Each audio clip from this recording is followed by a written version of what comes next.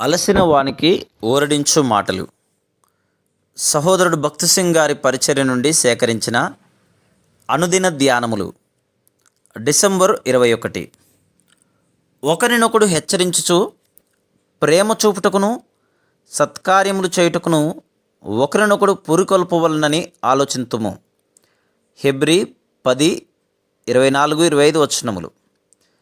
ఇశ్రాయేలీలు యొర్దాను నది దాటిన తర్వాత ఎత్తైన ప్రాకారములు కలిగిన యెరికో పట్టణమును స్వాధీనపరుచుకొనవలసినది. ప్రభువు వారికి ముందుగా నడుచుచు ఆయన వారికి ఆజ్ఞాపించినదంతయు వారు విని వెంబడించిన ఎడల శత్రువు ఓడించబడుట వారు చూచుదురని ప్రభువు వారితో చెప్పెను. ఇశ్రాయేలీలు మునుపు ఆ మార్గము నుండి వెళ్ళలేదని, వారు ఐగుప్తు దేశమునందు సంపాదించుకొనిన జ్ఞానమునైనను మరి ఏ ఇతర పాత అనుభవమును ఆధారము చేసుకొనవద్దనియు ప్రభువు వారికి స్పష్టంగా తెలియజేశాను. ఆ మార్గము ప్రభువుకు మాత్రమే తెలియను మరియు ఆయన మాత్రమే నడిపించగలడు. వారు ఆయనను వెంబడించవలెను. ఆయన యెహోషువకు అడుగడుగున తన ప్రణాళికను తెలియజేయచ్చు.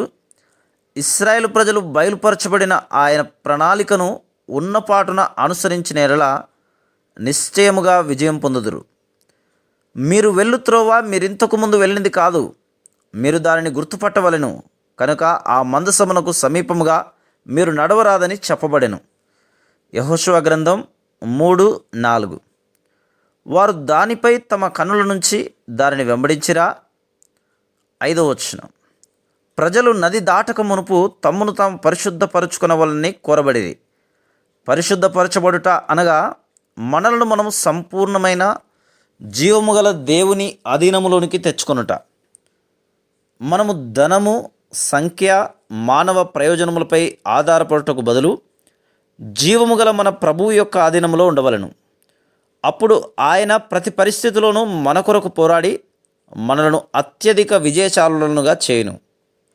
యాజకులు నిబంధన మందసమును మోయవలను మరియు మిగిలిన వారందరూ వారిని వెంబడించవలను. ఎప్పుడైతే మనల్ని మనం పూర్తిగా సంఘముతో ఐక్యపరచుకొనగలమో అప్పుడే ప్రతి అడ్డంకిపై విజయమును పొందగలము. సంఘమును కట్టు విషయంలో మనం ఇతర విశ్వాసులతో సహవాసం కలిగి ఉండవలను. చాలామంది విశ్వాసులు ఇతర విశ్వాసులతో సహవాసం లేని వారే ఎందురు. వారు కేవలము మంచి సంగీతమును మరియు వర్తమానములు వినుటయందు మాత్రమే తృప్తి చెందుదురు.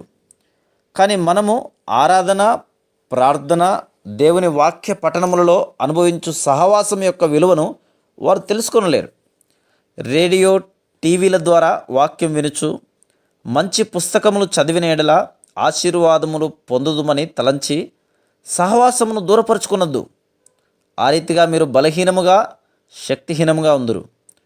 మన బలము మరియు ఎదుగుదల ఒకరి ఎడల ఒకరు కలిగి ఉన్న సహవాసంపై ఆధారపడి ఉన్నది. ఆరంభకాలపు విశ్వాసులు అపోస్తుల బోధ, సహవాసము, రొట్టె విరుచుట, ప్రార్థన చేయుట యందు ఎడతేక ఉండుట వలన ఆత్మీయముగా ఎదుగుచుండిరి. అపోస్తుల కార్యములు 2:42. Praise the lord.